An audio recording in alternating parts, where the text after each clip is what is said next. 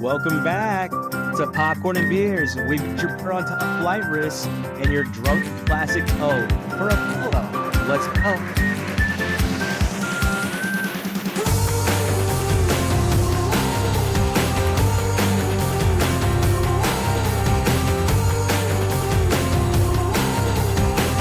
Welcome back to your bosses, co-workers, assistant managers' best and favorite movie review show, Popcorn and Beers, where some use tomatoes and others use thumbs. We use the stuff that gets you drunk.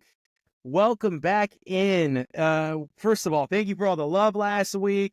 I know this doesn't sound like a lot to you big YouTubers, but we are now averaging, when we have a good title for an episode, about 35 to 50. Yeah, that was a shot. I'm sorry. It was a shot. 35 to 50 viewers an episode. I can't thank you guys enough. I truly appreciate it. This is our most popular show, and we look forward to sharing it wherever we can and giving you a realistic review of films and what you should watch, and not telling you what you are supposed to like Amelia Perez getting 13 Oscar nominations for literally no reason besides the fact that Hollywood thinks we're supposed to like it. You guys haven't seen that yet, right? I won't watch it. No, I won't watch it strictly because of the eyebrows. Strictly on eyebrows. Yeah, we don't have enough time this episode to go over our Oscar review show. So hopefully next week we have a little bit more time. We will do the review show of all of the contenders. They were announced. All the nominees are out there, and hopefully we will all take up watching some films. I can't wait to give Josh the shorts, because Josh is really good at YouTube and finds all of those shorts. You're a YouTube guy, man. Like, what do you want from me? Yeah, I'm good at YouTube. What do you want me to say? Like, you're always on there, and you're always like, I saw this Tiny Desk stand-up comedy from, and I'm like, I don't even know who the hell that is, Josh. All right, you're good at YouTube. Take the fucking compliment. All right. Speaking of shorts, man, on Amazon Prime, Mac Miller has a animated short that goes with his posthumous album that just came out, Balloonerism. His posthumous, exceedingly depressive album. I liked it. I liked it, but man, it's sad. It is. Yeah, I can't stand Mac Miller. Definitely I'm not going to lie to you guys. I think he's God. a lion-ass scrub, but whatever. Anyway, let's go ahead and let's take a look at Flight Risk. How about a film by Mel Gibson that I did not know was by Mel Gibson, and the studio did an excellent job of hiding, and somehow I didn't notice. Jordan, did you see on the poster it said from the director of Braveheart and Apocalypto?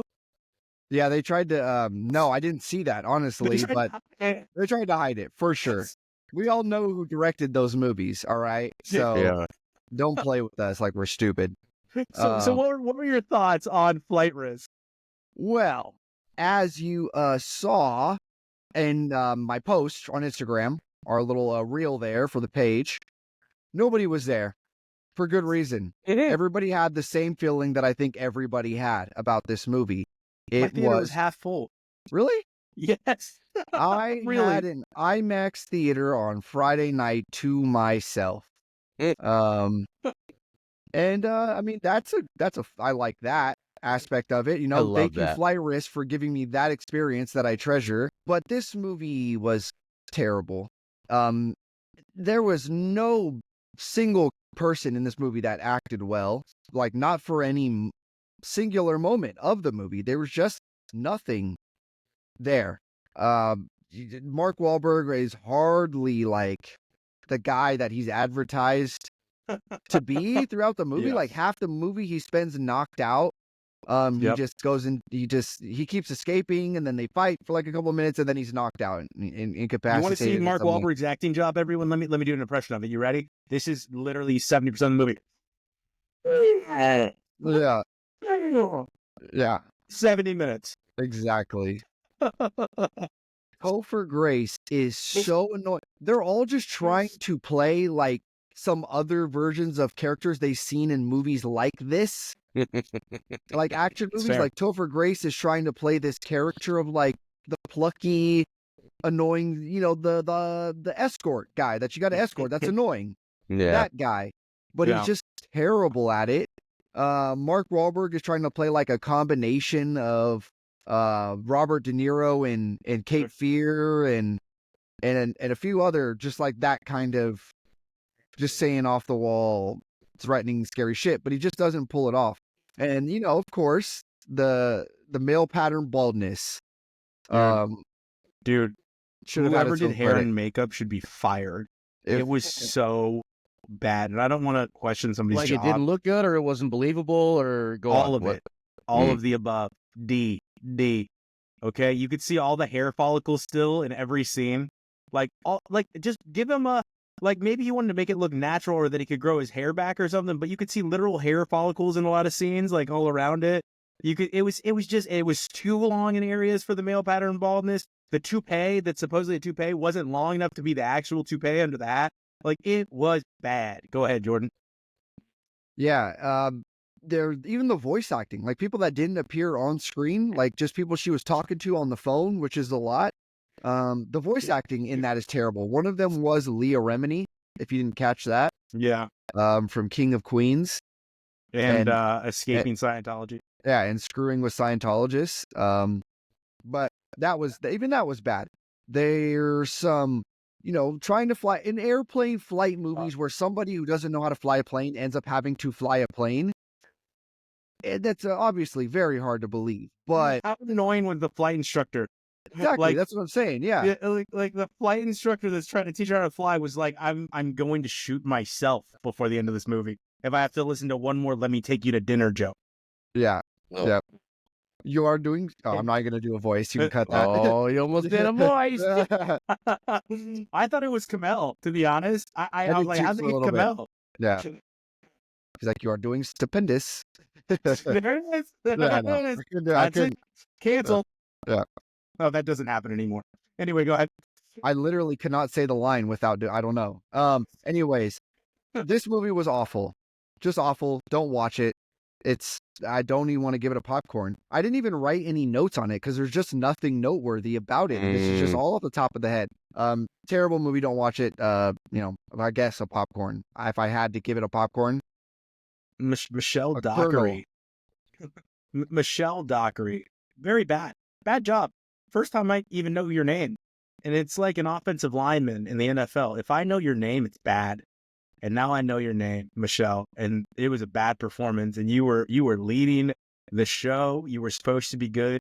You were not. Mark Wahlberg, top billing for, like Jordan said, in my acting job there the whole time. And hey, I'm gonna try this Texas/Oklahoma/ maybe Southern New Mexico accent with my Boston accent as well, in the same thing. And it's going to lead to a weird twang, the whole movie that's hard to listen to.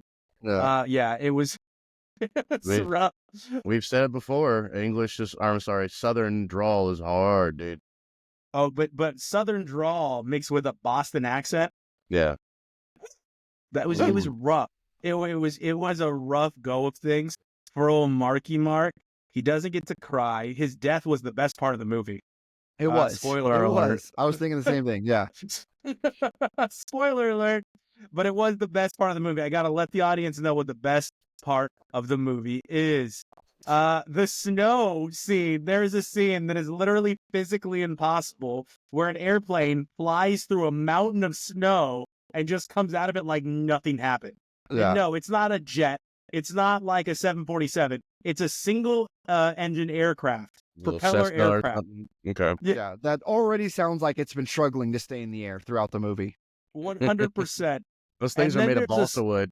There is a scene, a special effect they do where he's supposed to get launched backwards by getting hit with a flare, and the special effect cord pulls before the flare hits him, and he starts getting pulled backwards. And I swear to God, I think if you pause it, you see the cord on his back. I saw it in fast motion. Okay, pulled back, and I swear I think I saw the cord. But he goes before the effect of the flare hits him, and I'm like, what? And this happens multiple times. Okay, she starts pulling up before the flight instructor says pull up, like multiple times. And then what is going on with the editing here? Because there's multiple times where something is said, but it's already in action. The action's already happening. I'm like, why? You couldn't edit this? This is part of editing. Like, it's simple. It's a disembodied face. It was Mel Gibson. He's like, Yeah. just pump it out before they find out. Just That's get fair. it done. Get it done. That is fair. That's what I had to do with anyway, that's popcorn. You can see it in theaters now. Don't recommend it. It's pretty expensive. It's like basically seeing this movie is taking lighter fluid, pouring it on your money, and lighting it on fire. Yeah. But we had a drunk classic that I remember enjoying. I think I've seen it probably 2 or 3 times as a youth. It came out in 2001. And it was actually a pretty popular movie when I was in high school because it's a high school drama. And it was and then in parentheses, Othello, right? Just in case you didn't get the story, you nerds. But Josh saw this one. So Josh, like, let's get your first impressions before we go to Jordan. Because you had never seen this, right? Yeah, first time caller, yeah, I'd never seen it before. It's Othello and it's Shakespeare.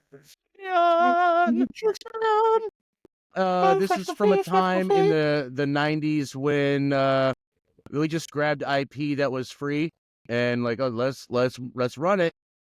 And it's also from a time when the soundtrack was a viable source of income for the studio.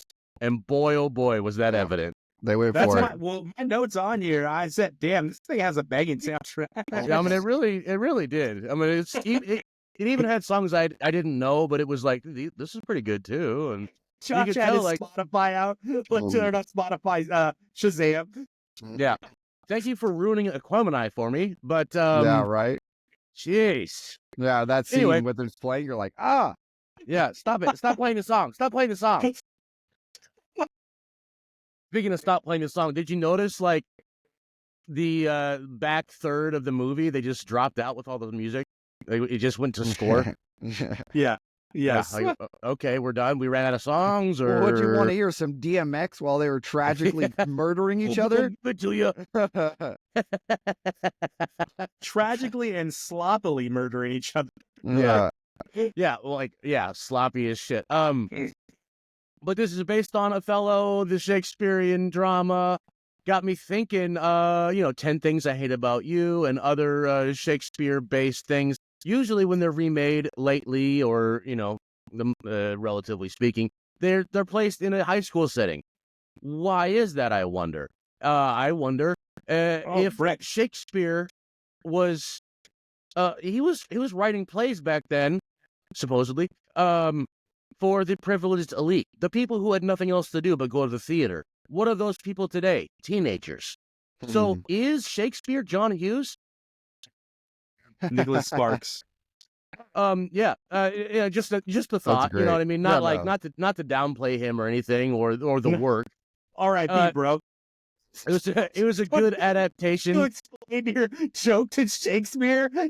Oh, it wasn't a joke. It was an honest observation. Like the people who were quote unquote teenagers back then were like little lords and ladies who didn't have any responsibilities, like a teenager today. Yeah. So lords and ladies.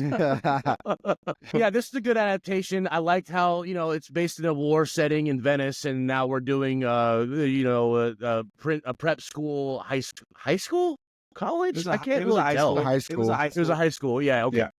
But the University of South Carolina coach gives it away. That's recruiting him. Oh yeah. At the end, they use basketball as a parallel for war, and that fit. I feel a little bit heavy-handed with the race stuff, even though it's very. Yeah.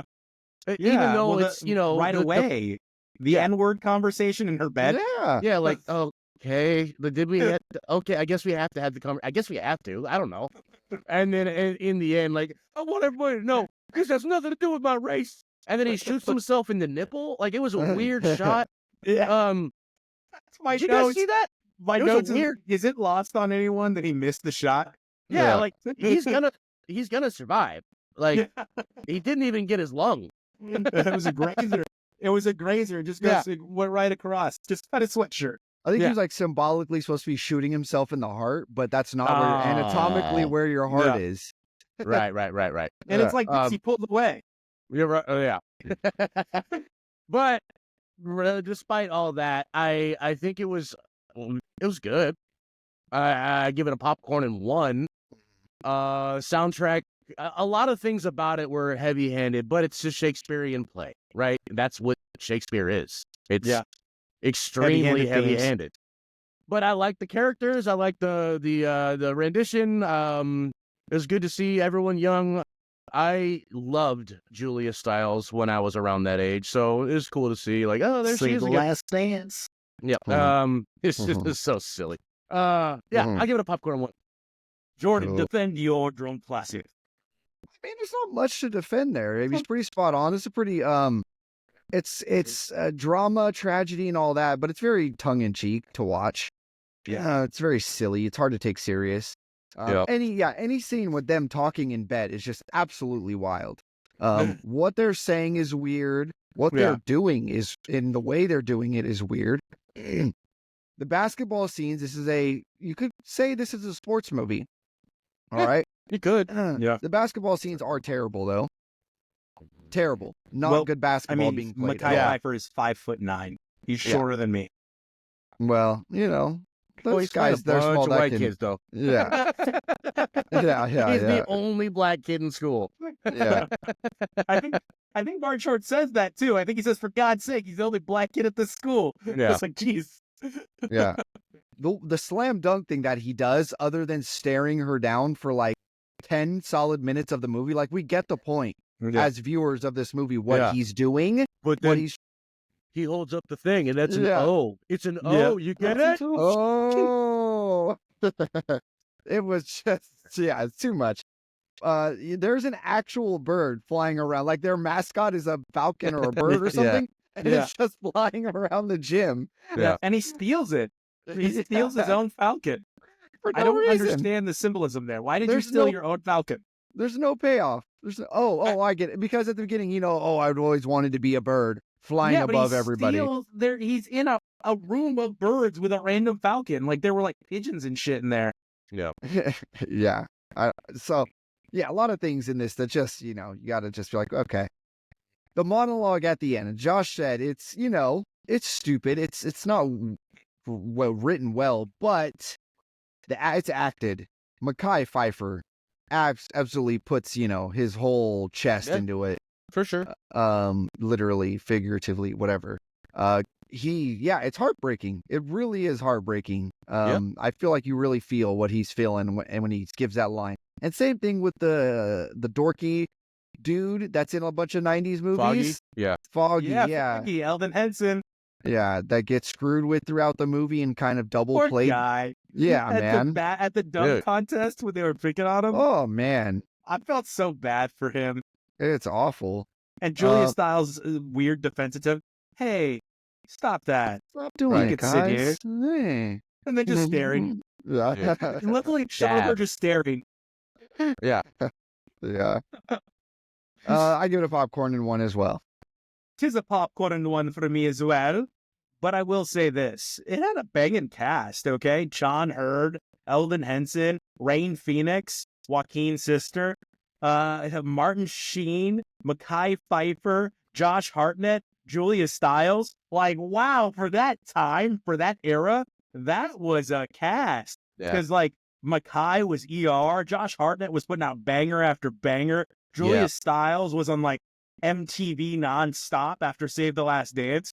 And then Martin Sheen is Martin Sheen, and John Hurd is an ancillary character in every movie you've ever seen. Yeah. So it's got a banging cast. It's a short burn. It's boom, boom, boom, boom, and you're out. It wasn't so bad to watch. The soundtrack was really good. The scene that I was saying yesterday when he sees Andrew Keegan in his place, staring. That scene had to be like the scene in Oppenheimer where the whole jury is staring at Florence Pugh just getting it on top of Cillian Murphy. Because, it had to be like that to film, right? Because it's just hit. It's like, get on top of her and make faces into the mirror. Yeah.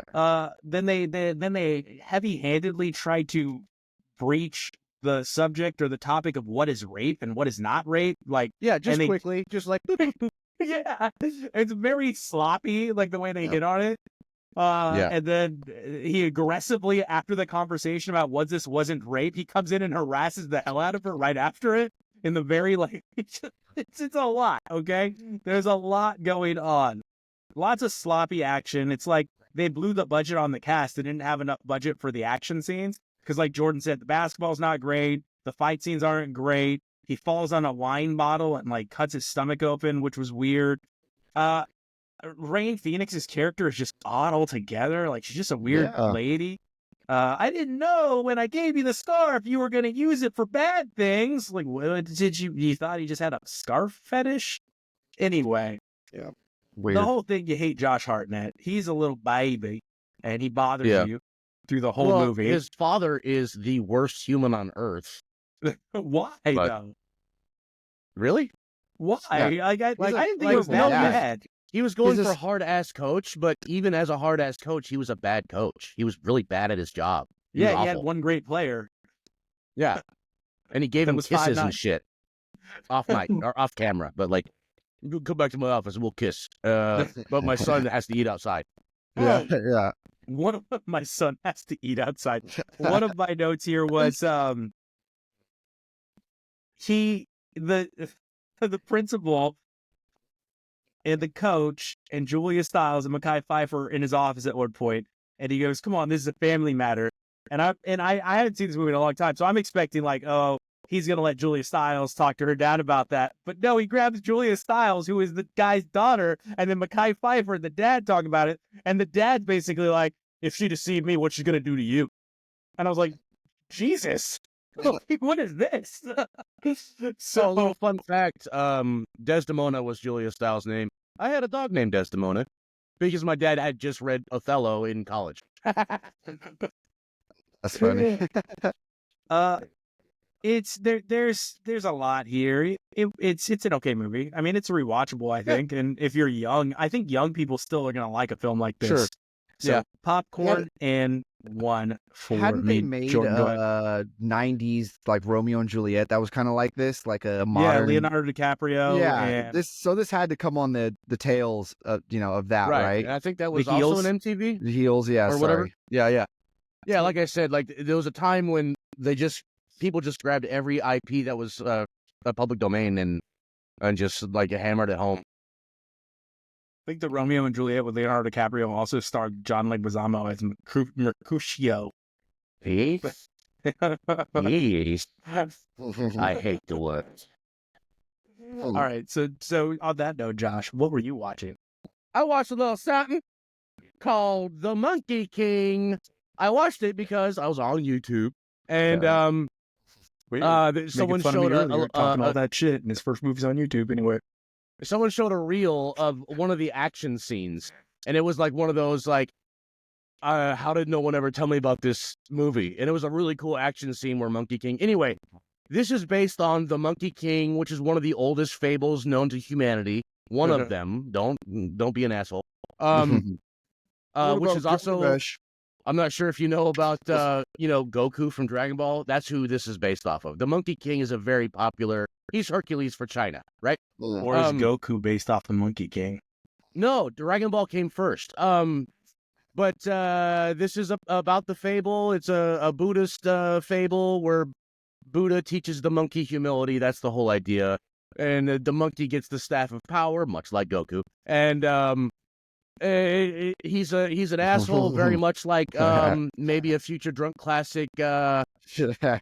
Emperor's New Groove. So the main character is very similar to that, where he's just an asshole the whole time, and he learns humility. Blah blah blah blah blah. Really cool animation, really cool action scenes. The staff is sentient, and he talks like. It is just kind of funny.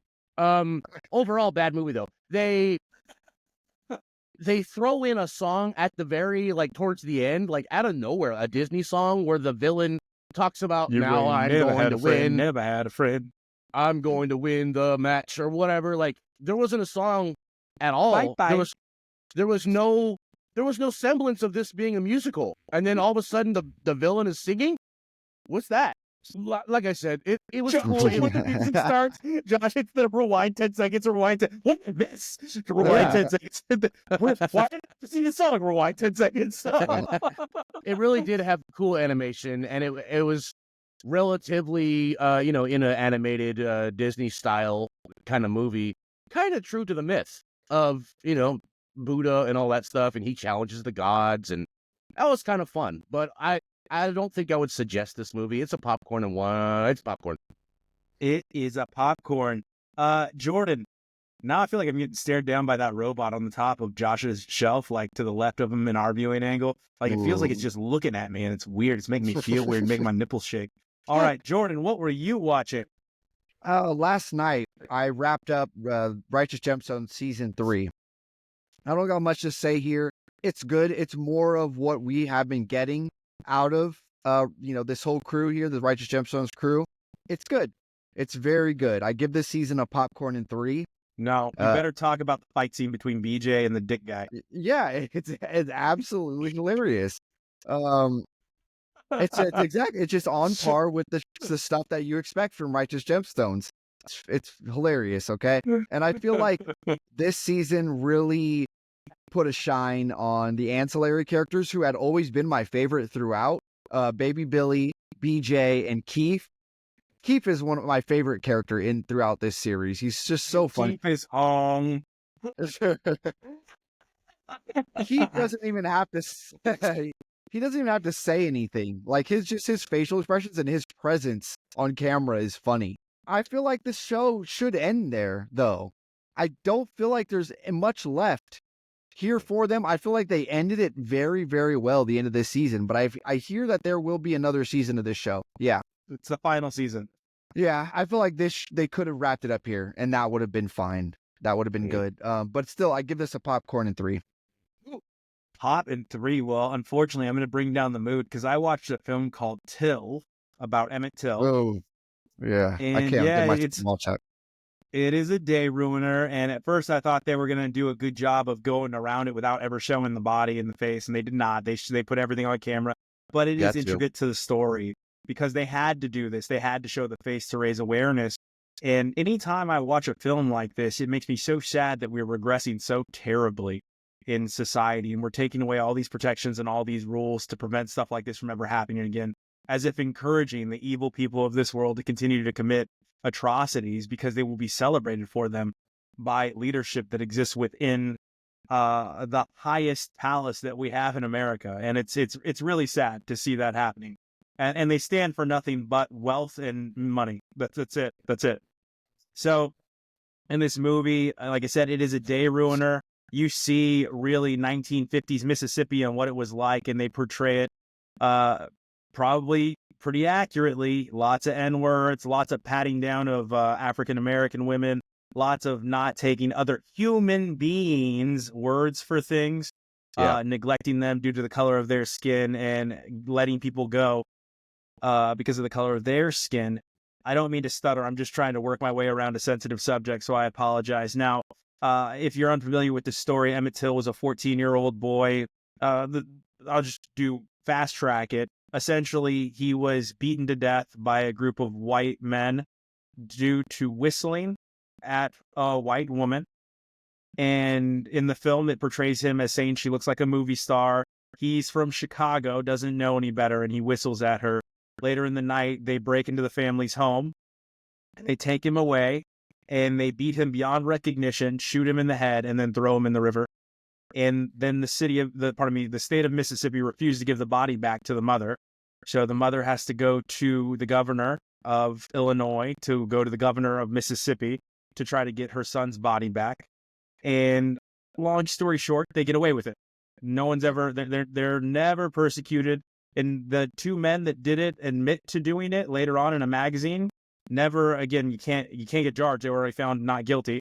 They admit to doing it in a magazine, and they were paid $4,000 in the 50s for that interview. So it's quite a bit of money. It's pretty gross, and I wish that we would stop taking stuff like this out of the education system. I was shocked to find when I was talking to somebody about it that I work with, they'd never even heard of Emmett Till. And I was like, what? You've never? And then I talked to somebody else and who's a little bit more senior than myself, and she said, yeah, they don't teach this stuff in school. And I was like, that's crazy. I'm shocked that they're not teaching stuff like this in school. They don't. No. They're not teaching humanity in school No, anymore. they teach They're not nationalism. teaching. Yeah, that's very true, Josh. So again, it's a good movie. The portrayals are good. It is a day ruiner. We're going to give this a popcorn in 2. I'm going to recommend, if you're getting this podcast in any way, if you're one of our viewers, I'm not saying this to disenfranchise or distance any of you. I'm saying this for you to get educated. I'm not telling you what to think. I'm just asking you if you would like to think. So, Popcorn and 2 from me until Josh. Cheer us up. I rewatched something that I reviewed when it came out on Netflix, Nimona. I just had to watch it again. Someone I was with hadn't seen it. We had to watch it. Nimona is a wonderful film that Disney tried to kill because they didn't want to have gender pronoun stuff in their films. They didn't want to have the first main character who was gay in their films, so they tried to kill it. And then Netflix picked it up, and it's a great film. Great film. It's got a cool thing. I forgot what they call it. It's one of those punks, you know, like diesel punk, cyberpunk, but it's like cottage punk. No, anyway, the whole aesthetic of it is swords and shields and knights and ladies. Okay, but it's in the future, so that's cool. And the main character is a knight, and he's a fugitive, and then his sidekick like is a Timeline? changeling. Or what was the movie that Jordan reviewed with Paul Walker? I think it's called Timeline. Nothing to do with Timeline. No, it's the future. And remember, there's like a castles with knights and shit in the future. And then there's a clan that's all futuristic and they fight each other. Anyway, I'm okay, sorry. Sort of like that. Absolutely gorgeous animation. Wonderful facial expression stuff like people do these days. Very, very funny, very rewatchable. I call this a popcorn and 2 movie. It's wonderful. It's wonderful. And like, they don't shove it in your face like people always complain about. Yeah, the main character's gay. They peck on they have a little kiss at the very end. Yeah, the sidekick is a they, them. Who cares? She's a creature. She's not even a real human. Yeah. So, shut up. Oh, I say she because she takes the form of a woman most of the time, but she's a creature. Beautiful movie. Very fun. Cool things about like society and accepting others who are others. And Who are others? it's an incredible aesthetic. It's beautiful. Shame on Disney, but joke's on you. It's a great movie anyway. So, yeah, there you go. Popcorn 2. Nimona, Popcorn Netflix. 2 for Nimona on Netflix. I think it got some Jordan, noms that year. I think it got some nominations. But anyway. we'll take a look. Speaking of nominations, I watched something that's been nominated a bit, and that is, it's been reviewed. It is The Substance. Okay. Oh. I'm going to fight you. I can feel it. Starring Demi Moore. And who's that other guy that's a Quayle. scum? Paul Walker. Oh, Dennis Quaid. Dennis Quaid. Dennis scumbag. Quaid and Margaret Qualley. Is that how you pronounce her name? I don't know. I am yeah. a professional. I don't know what I'm watching. That's what I wrote. I don't know what I'm watching, but I'm deeply disturbed. It's hard to understand what the connections and limitations are between the two, her and her younger symbiote self. It tells you what one takes, the other gives. Does it? Yeah, it says it multiple times. Like at when the her beginning. fingers start to rot and things like that, what one takes, Right. the other gives. Right. No, that makes sense. But prior to that, it's very like that happens. And then you're like, wait, they don't remember what the other one's doing. Isn't it her? Like, I thought it was her just in a different body, like her brain, her soul, No, her mind, not all her. that. It's not her consciousness, anything like that. It's just, it's a younger version of what she'd want to be with its own thought process. Like if you were to get cloned, your clone would live its own experiences. It would have its past thoughts and memories, but it would live its own experiences. So she's not going to pull from those experiences as she's lied passed out. There's no line there. See, but that is not explained like at all leading up to that moment of like where you're like, wait, what? She's not aware that she has this man in there and she destroyed the house and she's doing all these crazy things, right? It's like what it takes a bit of catching up mentally to really like get back into what's happening. She knows advanced carpentry. Like all of a sudden she's just been like this TV fitness dancer her whole career, and now she's doing anything crazy, Jordan. She just YouTube's how to cut a hole in her wall. She makes like this trap door and she like ventilates it and she retiles it and like, no, come on, this is some couldn't do that. advanced carpentry, yeah.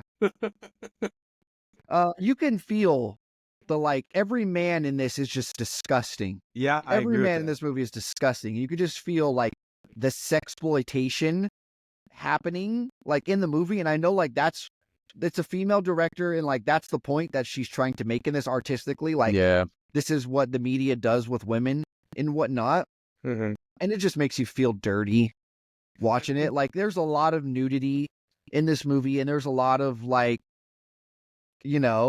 stuff like they're trying to get shit, just sexual stuff going on. Her gyrating and thrusting and whatnot, doing her workout videos, right? Yeah, sure. The camera angles, man. The Yeah, camera they get a- angles. They get in there. It's like we're in watching there. the first scene from Lucas all over again.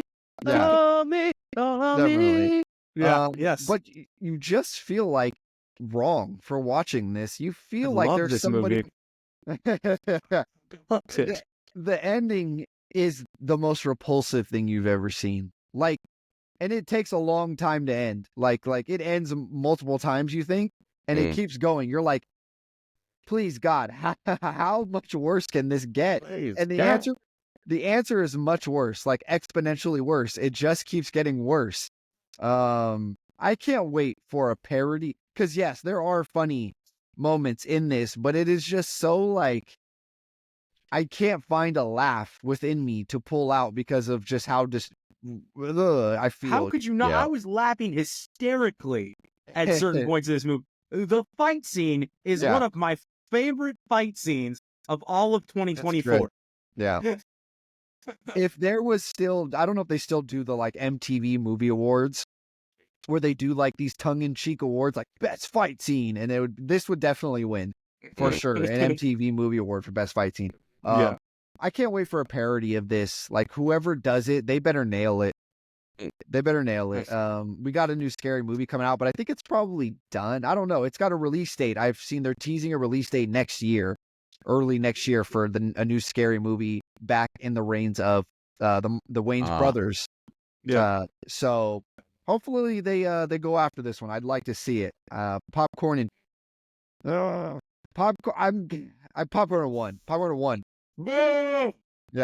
Popcorn No. at one.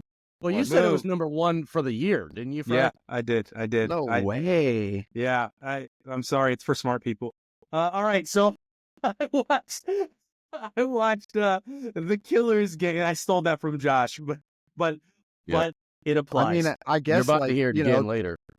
What's his face was pretty smart. Serial killers are pretty smart, so usually. Fair enough. The Killer's Game. I saw that this is available on Amazon. It just came out. And if you like Smoking Aces, you will like The Killer's Game with Dave Bautista, because it is almost exactly the same. Wait, Yeah, not shot for shot, but storyline. it just The came way out. everything. Go ahead. Didn't we watch this in theaters or something? No, What? Killer's Game just came out on Amazon. You watched it, Josh, when it was in theater. It wasn't like our butter on top. I think you just Did watched you? it. Yeah, I'm pretty Yeah, he sure. did. Like he's trying to get out because he has this smoking hot girl now. He's in like Europe. Well, it's the same girl from Atomic Blonde. It's Sophia Boutella. Yeah. I watched this. Yeah, You it's watched good. it. How did you see this? It was Came in out in theater. theaters. My brain is like shutting down, I guess, because it just said new release on Amazon, and I was like, oh, let me get this in. So I apologize, Josh. Whatever. Somehow I'm that glad. flew. But yeah, it's Smoking Aces, right? Which Yeah. it's literally Smoking Aces. It's Smoking Aces, John Wick. Yeah. Yeah, it's fun. It's good. If you're a fan of action, it's not a bad movie. This is actually a good movie. Dave Bautista over The Rock. Is that fair? Way over the rock. He's way better than The Rock. Like, The Rock, I guess, is a bigger box office draw, but Dave Bautista just puts out hit after hit. He's smart. He's well thought out. He's a better actor. This also has Mantis in it. Palm Kamenetiv. I think that's how you pronounce her name. I'm going to go ahead and give this a popcorn and one. If you're just judging it based on action, if you just want to go see a badass action movie, popcorn and two. It's a lot of fun. Yeah. It's got everything you can imagine just for action. Did you like it? Like, they always do the cool kung fu fight scenes, but Bautista's like, no, I'm just going to throw you through the wall. Yeah, yes, like multiple times. Well, I also love that he just gets a giant yin and yang knife like stuck in his shoulder, and he's just fighting like it's not stuck in his shoulder. Yeah. Like, and yes, So that was it. He stops that motorcycle with his foot. Yeah, he just kicks the front tire of a speeding motorcycle. Which is awesome. Yeah. It's just, if you just want to see just an action flick that you haven't seen in a long time, like The Killer's Game was good. It was fun. And like I said, if you like Smoking Aces, I think you're going to like this movie. I really, truly do. And also, it's funny because he yells out, "Bleep doctors," in the movie. All right. So, Jordan, what was next for you? I watched something Josh watched last week. So on his recommendation, I watched Ronny Chieng. Okay. And it was fine. He does a thing where he stays on a topic for a little too long, and he just kind of squeezes the life out of it, which is a big mistake that comedians do. Our attention spans aren't that great. So if you're going to do that, you need to be really on point. But it's just, he rambles on a bit too long about stuff that, like, okay, I don't care about this subject you're talking about anymore. Like, you've said the funniest things you could possibly say about this, I love the baby boomer slander he gives about all stuff. And he's got a few punchlines where he really, he gets you. I had a few good belly laughs out of this. And that's what you can, that's what you can hope for in watching a stand-up special. At least you get a few good belly laughs, and you call it a day. I give this a popcorn and 1. Yeah, pop it was good. And 1. Yeah. I watched something you guys watched, and we're not going to bury the lead here. It's a popcorn and 3 movie. I watched Wild Robot. The song at the end made me tear up, made me miss my baby doggy who just died in November, made me miss Moxie.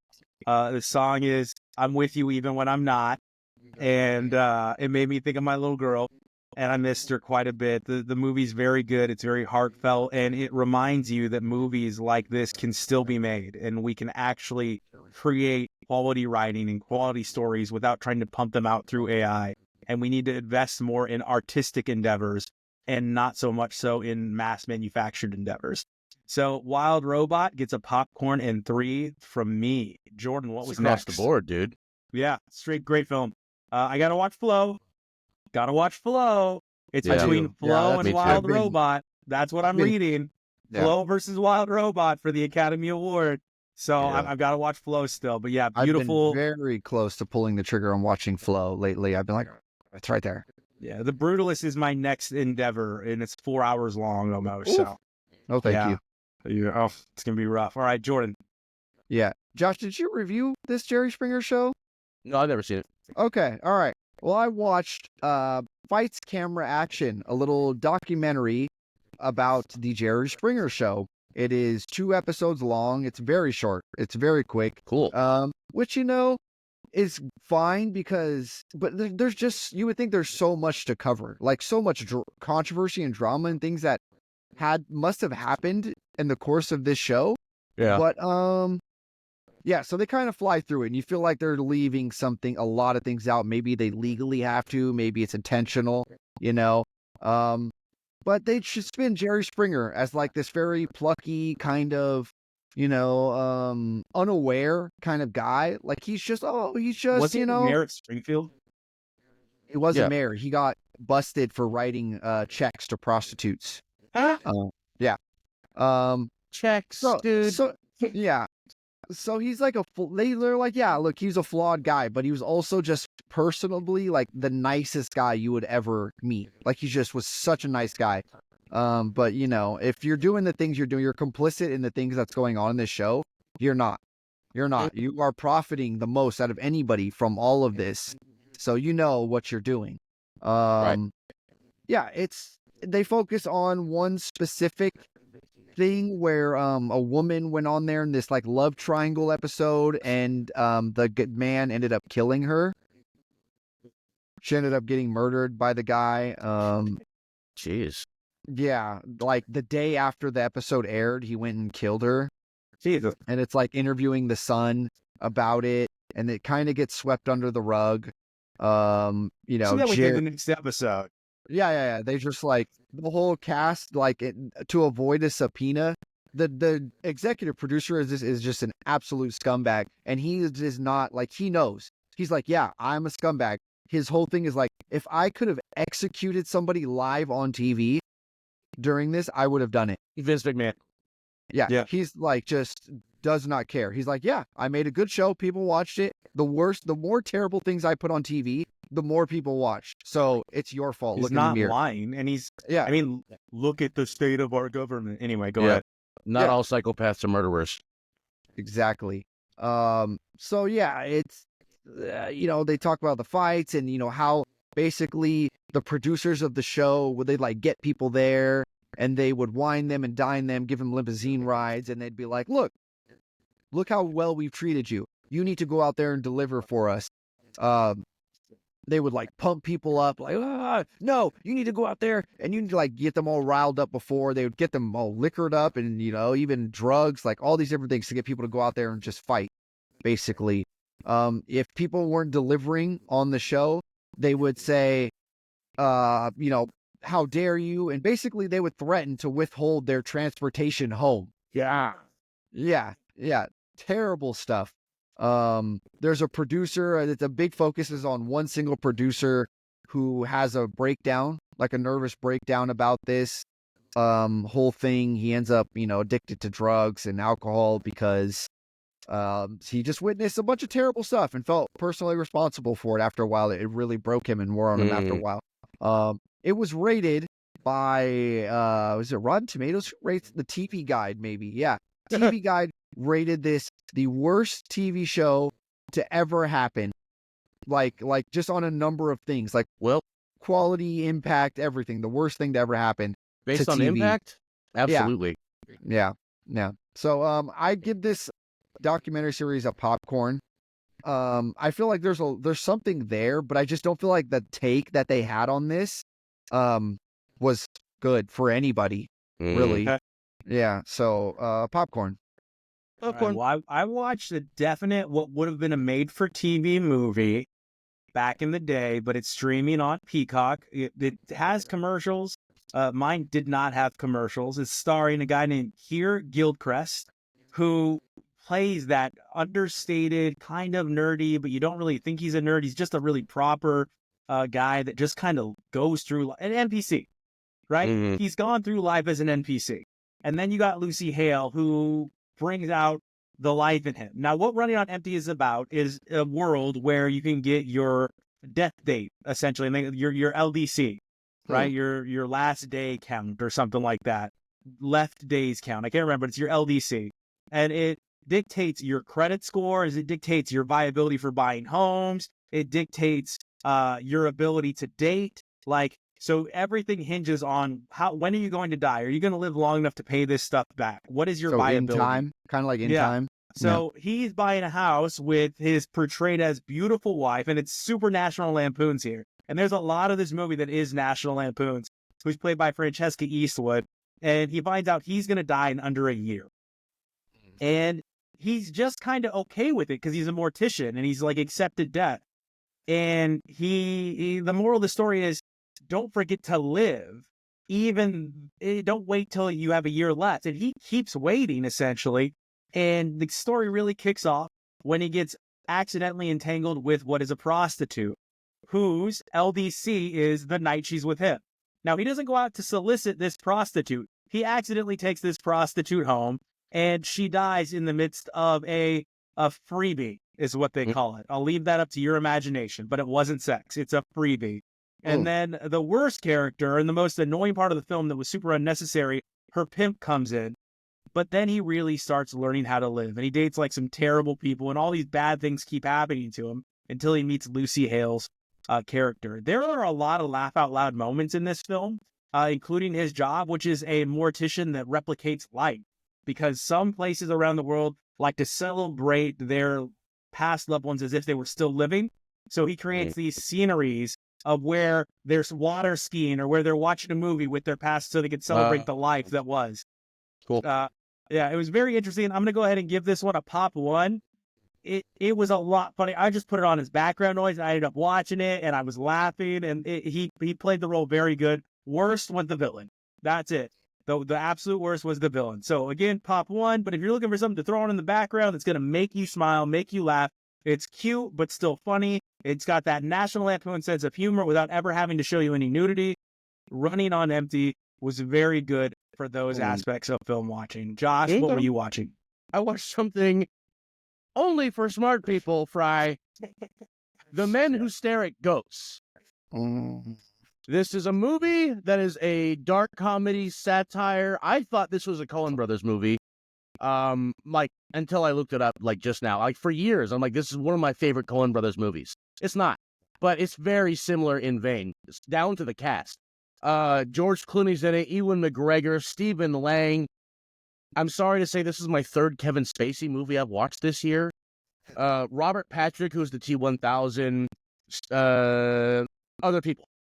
This is a movie about during the Gulf War, when we're first invading and stuff, the U.S. government finds out that Russia is looking into psyops and mystical arts and different types of warfare, alternate types of warfare. And so they're like, oh, so now we have to look into it. We have to, because they're doing it. We don't want them to be in charge. So, like, the whole thing's about this platoon. Jeff Bridges is leading this platoon of new age exploration as a means of alternate combat. So it's psychic warriors, and they stare at goats to try to kill the goats with their minds, right? And the whole thing is all about the woo-woo shit and how the U.S. military employs it.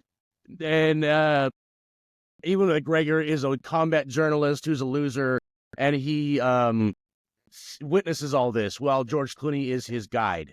And George Clooney is a Jedi, as he keeps saying. Like, I use my mind to fight. And he's like, how do you use your mind to fight? Okay, so try to hit me, and I'll dismantle the whole thing without using combat. He's like, okay. He tries to hit him, and then George Clooney totally uses combat and punches him in the face. Like, the whole thing is so ridiculous. It's in, like, front to back. I couldn't stop laughing again. Like, I hadn't seen this in years. And it's so funny. And it's, like, seemingly based on a true story. And at the very end, Ewan McGregor, like, he drops his journalistic thing, like, oh, this really happened. I really saw this. I really saw that. But it all boils down to the actual thing that really happened in real life, where one of the psyops was the U.S. government was locking terrorists in cages and playing the Barney song for 24 hours while the strobe light like torture. Oh, yeah. That was in the movie, and then that's the takeaway. He's like, that's all you got out of this? So he's like, no, it's my job to spread the, and like this LSD, like there's all the, it's so funny. So the actual director is the same guy who made the Catch-22 movie. He also made Congo. Anyway, I recommend this to anyone who likes weird Coen Brothers style, like, heavy dialogue, nothing happens. This is one of those movies where nothing happens. All right. Yeah. And I love a movie where nothing happens. And yeah, that's it. I give it a popcorn and 3, despite Kevin Spacey. Oh, man. Fun fact about The Men Who Stare at Goats, I was an extra marching in The Men Who Stare at Goats. Yeah, it was shot in New Mexico, and I'm one of the marching soldiers. I'm one of them. But you didn't like it. No, I didn't like it. Yeah, you're not that smart. But maybe when I watched it back in 2009, I wasn't in the right headspace for a film like that. I was in the mood for a straight up comedy, and I didn't get it. That might be what happened. Okay. Like, one of the best parts of it was, like, the whole thing is like, is this real? Is he really a psychic? Because it goes back and forth. Whether or not, it's not clear. But my favorite part was they're out in the desert, and he pulls out this, like, looks like a megaphone, but it has a little magnifying glass, and he's like, this is the new age technology. This is how we cook our food now. So he puts the food on the thing, and he sets it up so the sun will magnify the food. And, like, then it gets dark, and he's like, this piece of junk, and he kicks it. The whole thing is so stupid. It's so stupid. Like, he does the death touch. Like, oh, he hit me with the death touch. I'm going to die. And he says, when? I don't know. Anyway, popcorn 3 for me. Poppy 3. Jordan. Oh, I gotta go. Bye. See ya. The last thing I watched was something called Crazy Samurai 400 versus 1. All right, this is on Amazon. I was scrolling through Amazon looking for something to watch, and it caught me. The description of it is basically you get the first 77-minute one-shot battle, right, of 400 samurais against one guy, okay? And I was like, that sounds interesting. Okay, a 77-minute I have to samurai watch fight. it now. It's the movie in total is about, I don't know, 90 minutes, and 77 minutes of it is a samurai battle. But 77 minutes of it. yeah. What the actual plot of this movie is totally irrelevant. There really isn't one, because It's just about the fight. Yeah, if 77 minutes of a 90-minute movie is trying to give you some kind of plot and exposition, it's not really. There's nothing there. So I couldn't tell you what this movie's about. But really, what? It's about one guy fighting 400 samurais. Yeah, what you quickly get is that this is very low budget. It's a bunch of guys basically in a field. Like, think if you and your buddies, if I gave you the basic plot for this, and I was just like, all right, you and your friends go try to film this is what you would come back with. It's a bunch of guys in a field shuffling around for 77 minutes. The camera shots are mostly just behind the main guy's back. They're just over his shoulder, and he's just like shuffling around. No choreography whatsoever. They freestyle this. It's Ad-libbing. Yeah, he does the same move over and over and over. He looks at the guy who's about to attack him before he does. Like, he's fighting this guy, and then he looks at this guy, and then that guy comes at him. So like that's how they choreograph it, basically. Guys get sliced. He does the same move. He's going for like the stomach slice every time. Gotcha. Right across the torso. Yeah, hits them with that, and then they like hunch over, and then he whacks them on the back of their head, and then they're dead. And so, or a lot of the times he'll slice them, and then they kind of double over and they run off camera. Or they get sliced and they fall down, and then a second later, like they try to take your eyes away, and then you see the guy crawl away out of scene. Or they're like, So they're it's like fighting. flight risk. Yeah, they're fighting, and he's kind of, they're like in one field for like the whole movie. So they're fighting and shuffling around in a circle, and you're like, wait, shouldn't there just be piles of dead guys everywhere? But no, it's just like it's a clean, empty battlefield throughout the movie. Like, where do these dead guys go? They just disappear. It's funny. It's funny at first, and then it goes on long enough, like to where you're like, this is getting stupid, but then it keeps going on long enough to where it becomes funny again. It's terrible CGI, terrible blood, terrible sound effects. I don't watch this. Like, I don't even want to give it a popcorn. Maybe turn it on for like 10, 15 minutes. Like, just fast forward to the middle. Like, turn it on your kid's student film. Yeah. You'll see what I'm talking about here, and you'll be like, okay, this is stupid and funny. I get it. And then turn it off. I've seen enough. Yeah, exactly. You've seen the whole movie. If you go to the middle, watch 10 minutes of it, you've seen the whole thing. Fair enough. Yeah. Don't even want to give it a popcorn. Is the rating there on Amazon Prime? Yeah. So the last thing I watched was Don't Die, The Man Who Wants to Live Forever on Netflix.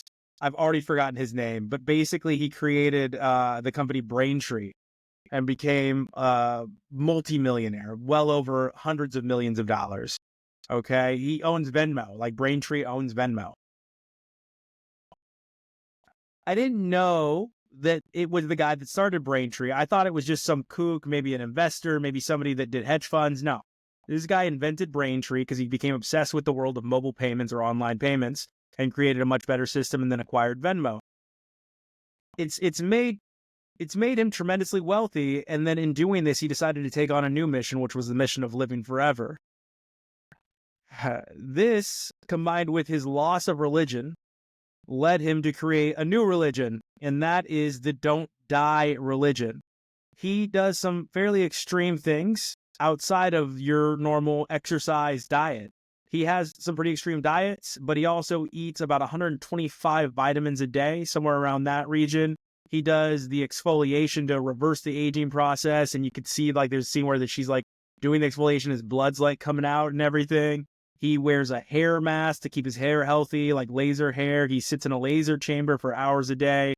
And his whole life is incredibly structured, but he's built another empire on this. And yeah, there are products. You're left really to decide on your own. Is that living? I don't know, but I think it's advancing science for all of us, if I can be honest, because they make a very good point, which is we don't try to address illness in humans until it's too late, until they already are sick. And they quote a CEO of a pharmaceutical company that says, well, what's that going to do to our profit margins if they're healthy? And I do think that's the way they look at us. They look at us like profit, and it's up to us to find ways to stay healthy, to stay young, and to try to curb these unhealthy habits that we already have. It's interesting. It's left to you. Like, you could think he's a kook, and I could see that, right? You could think he's an innovator. I could see that. It's definitely not a cult. It's a joke. The cult aspect of it is a big joke, and they make a big joke out of it over and over again. He's not trying to recruit anybody. He's trying to teach people, is what I gathered from it. But he's not like, yo, join us or pay this membership fee or, join this religion. Go ahead, Jordan.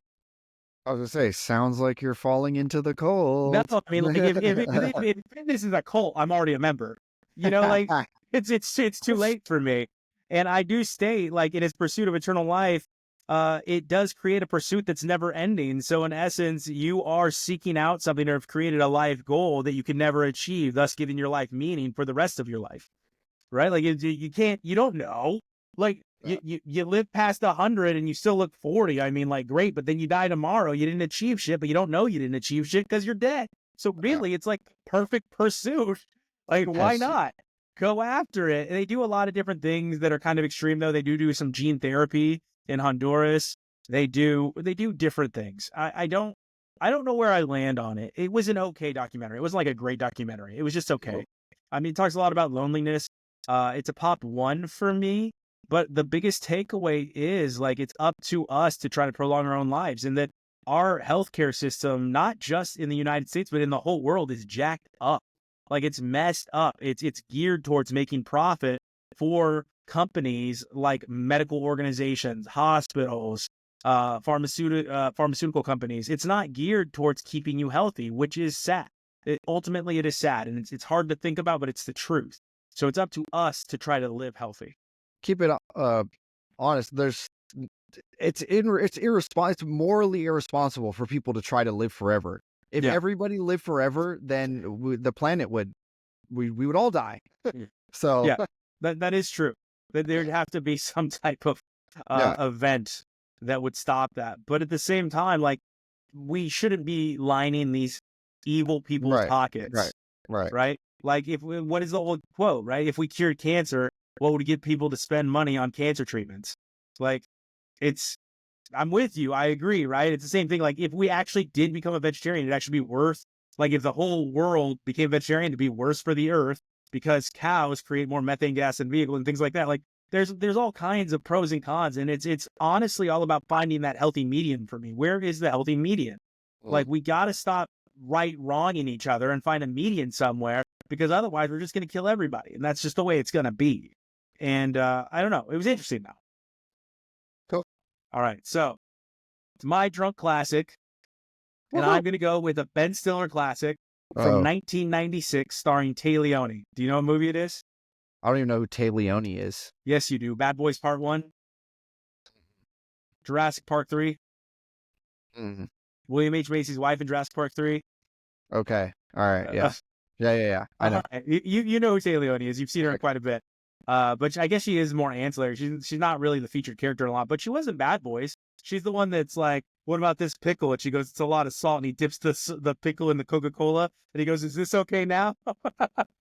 But we're going to watch Flirting with Disaster for our drunk classic. Have you ever seen it? Never heard of it. There's going to be a scene in it that I know you're going to key in on. You're going to be like, ugh. But we're going to watch Flirting with Disaster as our drunk classic. 1996, Ben Stiller, Tay Leone, probably more people that I'm leaving out. We will text that on to poor Josh. But Jordan, what is our butter on top this week? Honestly, okay, I got it. It is called Companion. Yes, yeah. Yes, Companion, starring Miss Sophie Thatcher, Jack Quaid, and a bunch of other people you know from, like, low budget kind of scary teen drama movies. I'm excited, man. I've wanted to see this since I saw the initial trailer. And the initial trailer, they've released a longer trailer since, but the initial trailer is literally probably 25 seconds. And, like, in those 25 seconds, I was like, I'm in. I need to see what happens. Yeah. All right. Well, I look forward to it. Thank you, Jordan. If you want to join us, go see The Companion at your local theater. Support smaller theaters if you can. We'll be doing that this weekend. As always, thank you for joining us. We will see you at the movies. You bring the popcorn, and we got the beer.